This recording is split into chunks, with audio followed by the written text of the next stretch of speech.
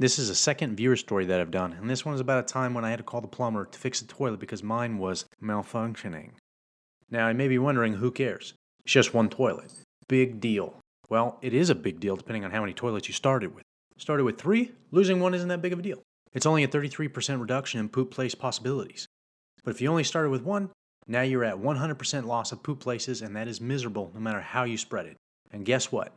We only had 1 toilet. Anyways, I called the plumber and he said it was going to be 2 days before he could take a look-see at my packed up poop pipe.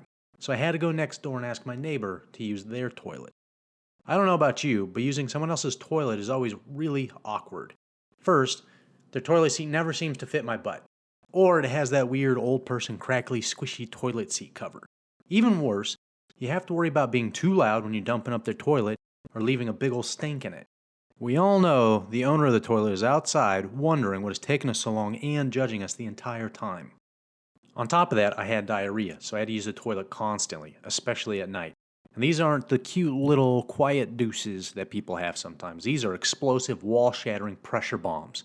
I didn't want to wake my neighbors up all night long, so I did my best to hold it in.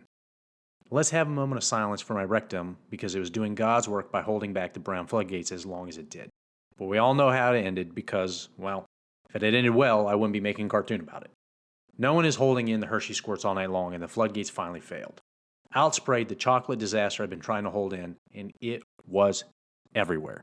At least, afterwards, I felt way more relaxed because the pressure was gone, but unfortunately, my tidy whities were brownie wownies filled with brownie mix. The next day, the plumber came and fixed my toilet.